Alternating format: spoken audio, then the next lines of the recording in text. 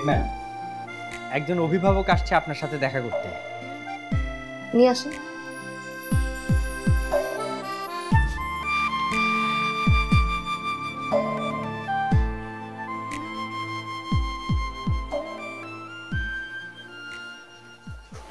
আপনাদের সমস্যাটা কি?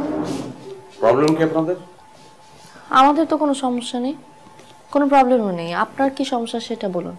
আপনি স্কুলে কেন এসেছেন? আমরা তো আজকে কোনো অভিভাবককে ডাকাইনি। ইনফ্যাক্ট আমরা কখনোই স্কুলে অভিভাবককে ডাকাই না। তা ডাকবেন কেন? স্কুলে তো পড়াশোনা হয় না, পড়াশোনা তো হয় কোচিংয়ে। কিসের কোচিং? কোচিং মানে কি? আচ্ছা, 1 মিনিট। আপনি একটু আমাদের গেম টিচারকে বলেন তো, আমি সালাম দিয়েছি। জি ম্যাডাম।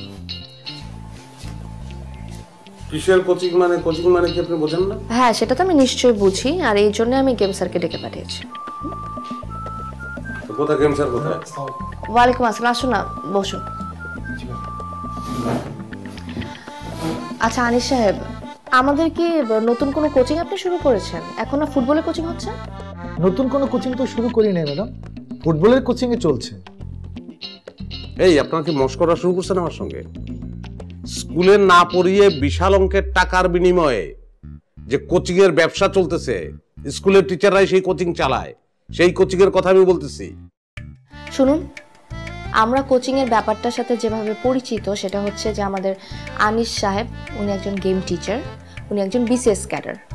আমরা যখনই কোনো গেমের কোনো কোচিং শুরু করি তখন আমরা সেই গেমের একজন বিখ্যাত খেলোয়াড়কে নিয়ে এসে সেই কোচিংটা করাই। তাছাড়া আমাদের এখানে আর কোনো রকমের কোচিং হয় না। ম্যাডাম, ফুটবলের কোচিং করাচ্ছে মোহামেডানের সাবেক ফুটবলার দিলু ভাই। কিছুদিন আগে ক্রিকেটের কোচিং করিয়েছেন রাজন সালে। আচ্ছা, বুঝতে পেরেছেন? তো এই যে অঙ্ক, বিজ্ঞান, ইংলিশ এসবের কোচিং কে করায়? কোচিং কেন করাতে হবে? শুনুন ভাই, আমাদের স্কুলে প্রত্যেকটা শিক্ষক হচ্ছে বিসিএস ক্যাডার। দেশের সর্বোচ্চ বেতনটা আমরাই পেয়ে থাকি। আমাদের এই উপর ইনকামের জন্য কোচিং করাতে হয় না। বলে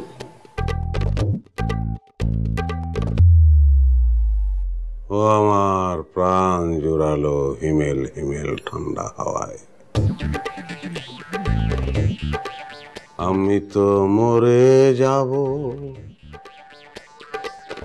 আমি তো মরে যাব, চলে যাব রেখে যাব সবই, সবাই তো ভালোবাসা চায়। কেউ পায় আর কেউ বাহারায়, তাতে তাতে কাকের কি? গাছের বেল পাকিলে তাতে কাকের, কাকের কাকা ডাকে যদি একে একে